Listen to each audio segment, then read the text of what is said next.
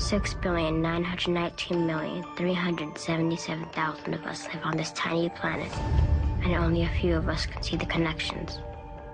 The patterns, mathematical in design, are hidden in plain sight. Just have to know where to look.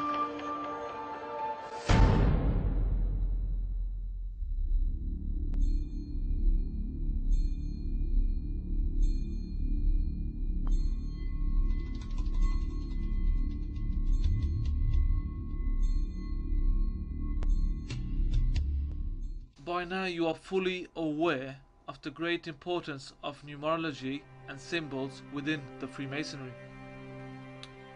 Before I move on to the next topic, which is Solomon's treasure, I would like to ask you a question. Do you know what is Unit 101? Unit 101 was a special terrorist forces unit of the Israel Defense Forces, founded and commanded by Ariel Sharon on orders for Prime Minister David Ben-Gurion in August 1953.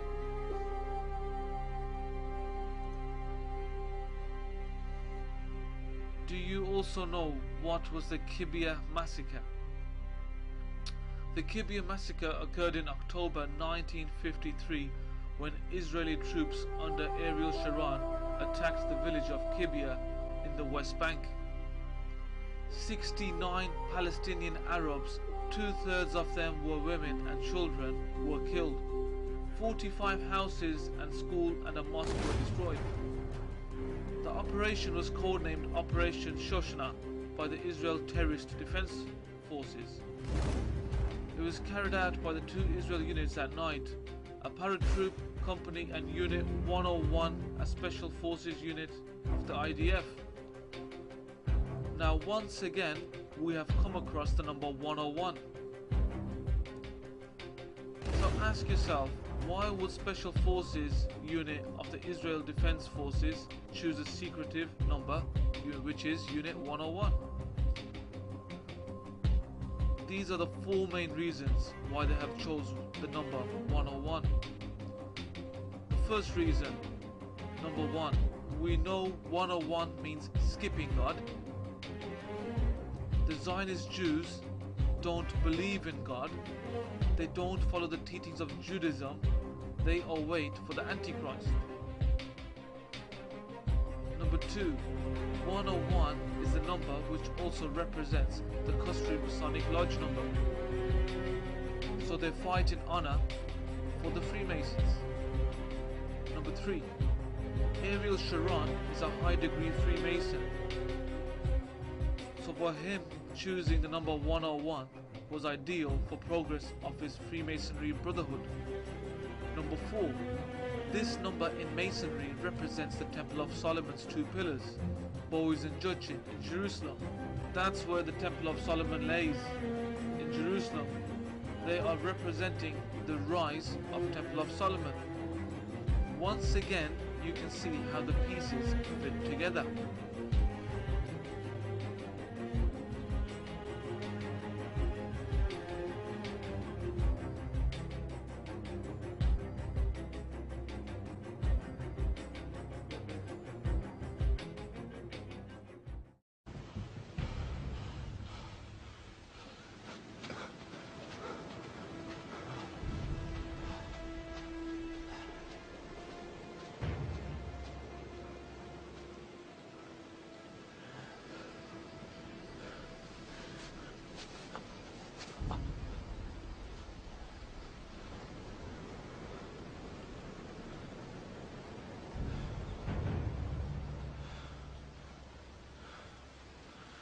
It is commonly known now, more so than ever before, that the United States of America was founded largely by men with a philosophy grounded in the cult, namely the members of Freemasonry and other secret societies, who saw in the US a potential New Atlantis or New Jerusalem.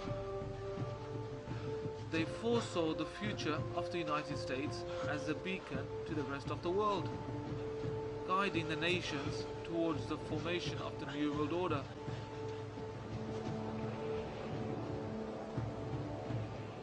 The US is indeed in several ways fulfilling this role already.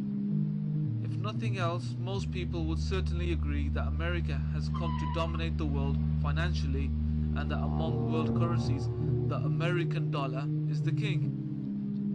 But what few people understand is the correlation between the Aristotelic doctrines of Masonry, upon which the United States was founded, and the economic principles that underpin the American economy. Few understand that the dollar is a unit of magical energy, and the dollar bill itself is a magical talisman. The symbolism of the American dollar bill has been the subject of many Masonic conspiracies since the modern version was first rolled out during the Roosevelt administration in 1935. Masonic and mystical symbol has been used on American currency since the very beginning. The Freemasons also are fascinated with the number 13, which is undeniably the most repeated symbol on the $1 bill. Most of them are featured on the back of the bill.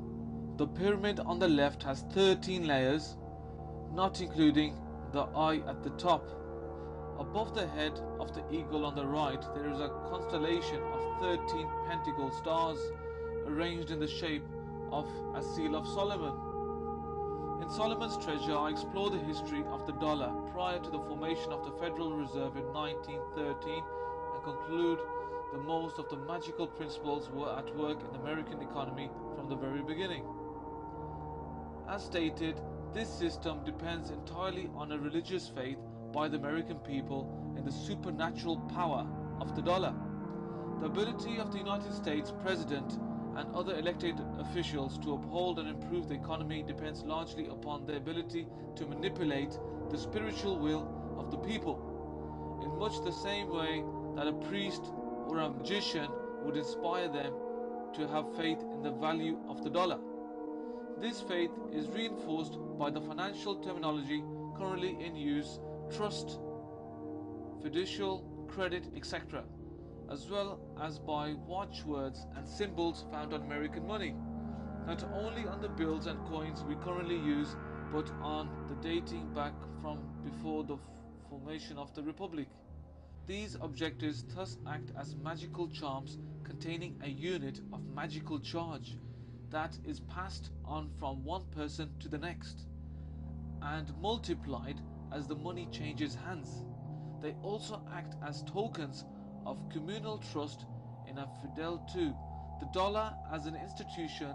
The symbols and key phrases associated with it thus work to enhance the public into a mass hypnotic spell in which the mind of each individual confirms the conscious belief in the power of a dollar and its ability to multiply itself as it moves through the system.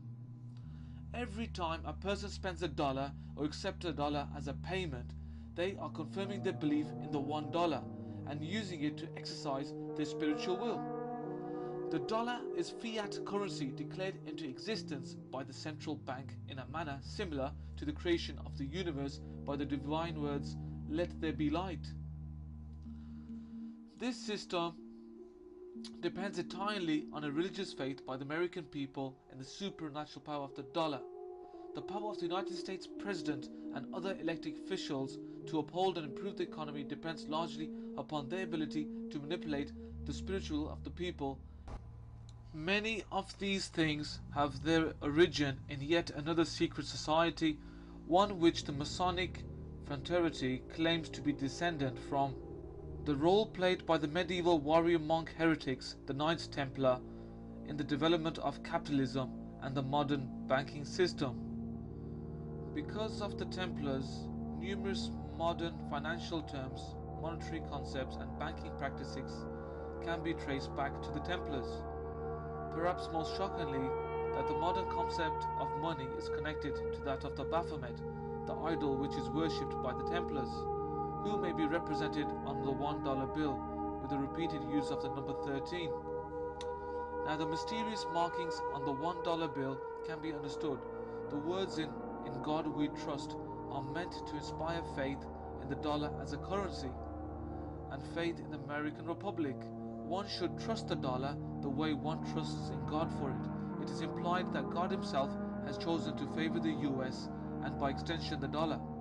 This is communicated by the message on the reverse of the Great Seal. The links between America's wealth is of those Knights Templars who found King Solomon's treasure and the lost treasure of the Knights Templar. But what they found was not gold, but a formula for creating wealth. This formula was probably discovered by the Templars and passed on to certain Freemasons who used it to construct the architecture of the US banking system. Prophet Solomon was the wealthiest from all the prophets. Teachings, he kept them in his temple, and also he hid the secrets of magic from away from the public. But the Knights Templars were hungry for this, and that's why they went and searched for it, and they found it.